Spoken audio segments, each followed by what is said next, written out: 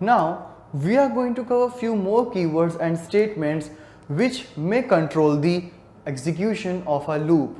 So far we have covered the for, while and do while loop, and in all these three loops we have seen like there is a condition, and as soon as the condition is false we terminate the loop. But if apart from that you want to do some manipulations in the execution of a loop, you can go for the loop control statements such as break and continue. You have already seen the usage of break keyword in the switch, where after each case and default we have applied this break keyword in order to terminate the switch statement. Very similarly, we will be using this break keyword to terminate the loops as well, as this is the condition. When this condition is false, the loop will get terminated. But apart from that, if any time during the execution of the loop, if there is a break statement that get executed, it will also terminate the execution of a loop, whether the condition is still true or false. Maybe the break would be having its own condition that you can pass inside the loop. So this break either will terminate the switch statement, which we have already seen, and it can also terminate the loops now, which we will see in this execution. But before that, let's talk about continue as well, as break terminates the execution of a loop, while continue only skips a particular cycle. Means this is the loop which is getting continuously executed, but meanwhile if there is any continue statement is there, it will skip the execution of all the conditional code of that loop. So let's see practically how can we implement the break and continue statements. So in this program I have written a for loop which is starting from 1 and will run till 10.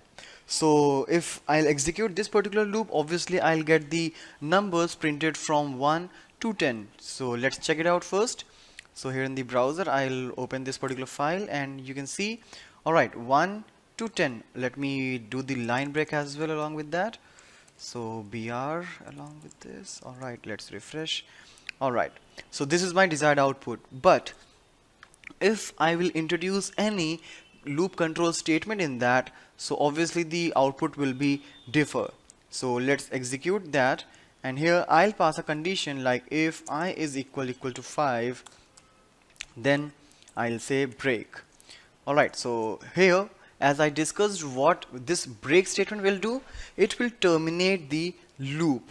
So when I will become 5, the loop will be terminated and obviously the execution will be stopped out there itself.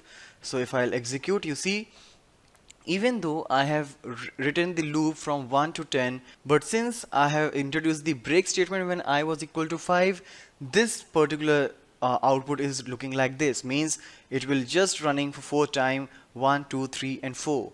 So this is about the break, and the similar thing it was doing at the time we introduced this break statement in this switch, where when any of the case was satisfied, the execution was terminated because of this break statement, and none of the case was checked inside that switch again.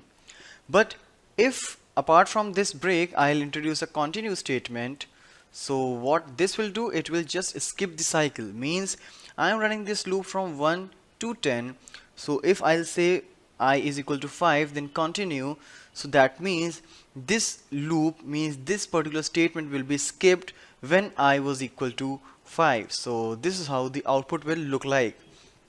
So as you can see, 1 2 3 4 6 7 8 9 10, 5 got skipped. Similarly, if you will add multiple conditions out here like I is equal to 7, so 7 is also skipped. So this is how you can use the break and continue statement in order to control the execution of any loops that we have covered, that is for, while and do while.